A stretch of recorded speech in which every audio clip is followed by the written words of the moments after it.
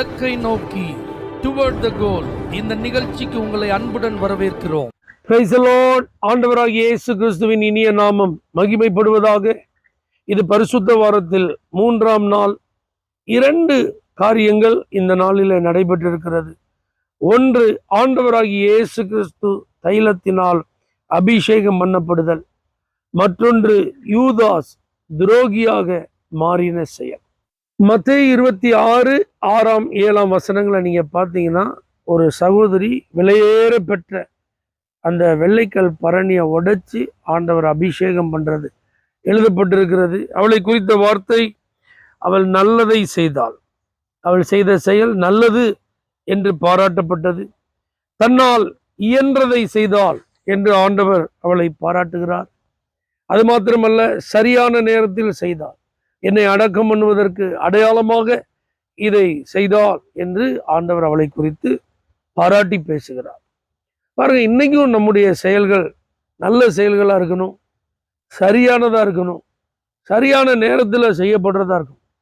இதைத்தான் ஆண்டவர் நம்மிடத்துல எதிர்பார்க்கிறார். அவருக்காக, அவருடைய நாமத்தின் மகிமைக்காக நம்ம செய்கிற எல்லாம் அப்படிப்பட்டதா இருந்தால், இந்த சுவிசேஷம் அறிவிக்கப்படுகிற போதெல்லாம் அதன் மூலமாய் ஆண்டவருடைய நாமம் மகிமைப்படும், நம்முடைய செயல்களும் நினைவு கூறப்படும். இதோடு கூட இதே அதிகாரத்துல 14 முதல் 16வது வசனத்துல நீங்க பாத்தீங்கன்னா, யூதாசினுடைய துரோகம் இதுல வெளிப்படுகிறது. ஏன்னா அவன் சமயம் பார்த்து கொண்டிருந்தான் இயேசுவை காட்டி கொடுக்க. 30 வெள்ளிக்காசுக்காக இயேசுவை விற்று போட்டவன்.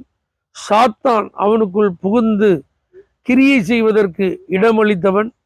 துணிகரமாக இயேசு எத்தனையோ எச்சரிப்புகளை கொடுத்த போதிலும் அதை பொருட்படுத்தாமல் தன்னை அதற்கு விற்று போட்டவன். விலையேற பெற்ற ஜீவ கிரீடத்தை வெறும் 30 வெள்ளிக்காசுக்காக விற்று போட்டவன் இந்த யூதாஸ். இது ஒரு பெரிய எச்சரிப்பு. தெய்வ பிள்ளைகளே, 3.5 ஆண்டுகள் ஆண்டவராகிய இயேசு கிறிஸ்துவோடு கூட இருந்து ஊழியத்தில் ஈடுபட்டாலும் பண ஆசையினாலும், அது மாத்திரமல்லாமல் தவறான புரிந்து கொள்ளுதலினாலும் தன்னுடைய அபிஷேகத்தை, பட்டத்தை இழந்தவன் யூதாஸ்.